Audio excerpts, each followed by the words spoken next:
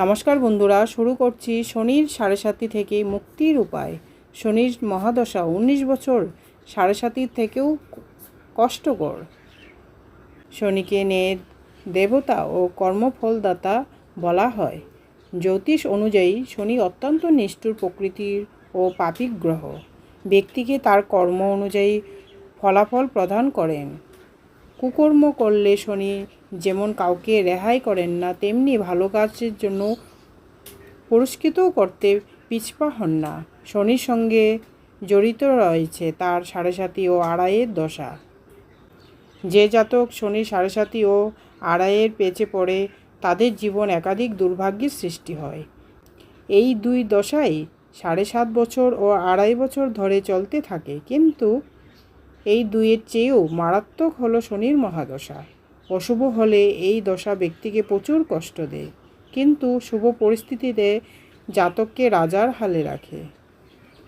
শনির মহাদশা জ্যোতিষ অনুযায়ী 19 বছর ধরে শনির মহাদশা কবলে থাকে ব্যক্তি। এ সময় সমস্ত শুভ ও অশুভ গ্রহের অন্তর্দশা চলে, এরই সঙ্গে প্রত্যান্তর দশাও চলে। শনির মহাদশার সময় অন্তর্দশার পৃথক পৃথক ফলাফল পাওয়া যায়। পুষ্টিতে শনির অশুভ পরিস্থিতি থাকলে জাতকের ভোগান্তি বাড়ে বেশি,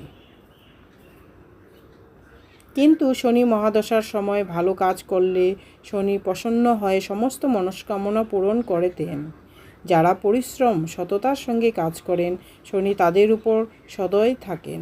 আবার অসহায়দের সাহায্য, শ্রমিকদের সম্মান করলে শনি প্রসন্ন থাকেন, কিন্তু এর বিপরীত কার্য করলে শনি সেই ব্যক্তিকে শারীরিক, মানসিক, আর্থিক কষ্ট দিয়ে থাকেন। এমনকি সেই ব্যক্তিকে পথের ভিখিরিও করে দিতে পারেন।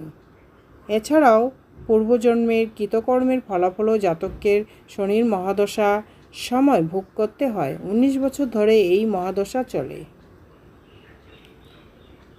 শনির মহাদশা থেকে মুক্তির উপায়। জ্যোতিষশাস্ত্রে শনির মহাদশার অশুভ প্রভাব কম করার জন্য বিশেষ কিছু উপায়ের উল্লেখ পাওয়া যায়। 19 বছরের এই মহাদশায় নরক যন্ত্রণা থেকে মুক্তি পেতে কোন কোন বিধি পালন করা যেতে পারে জানুন। শনির মহাদশায় ধর্মীয় কাজ করুন। কোনো অধর্ম ও অনৈতিক কাজ করবেন না। মিথ্যা বলা, প্রতারণা করা থেকে দূরে থাকুন। মদ্যপান ত্যাগ করুন, তা না হলে শনি কাঙ্গাল করে দিতে পারে। বৃদ্ধ, অসহায়, অবলা মহিলা ও বাচ্চাদের কষ্ট দিবেন না। তাদের কোনো রকম অপমান করবেন না, বরং দরিদ্র, অসহায় ব্যক্তিদের সাহায্য করুন নিজের সামর্থ্য অনুযায়ী। শনির আশীর্বাদ লাভের জন্য মা বাবা ও বয়স্কদের সেবা এবং সম্মান করুন। প্রতি শনিবার অশ্বত্থ গাছের তলায় সর্ষের তেলের প্রদীপ জ্বালিয়ে রাখুন। পুজোর সময় দশরথকৃত শনি স্তোত্র পাঠ ও শনি চালিসা পড়ুন। শনির মূর্তির সামনে দাঁড়াবেন না বা তার চোখে দেখবেন না।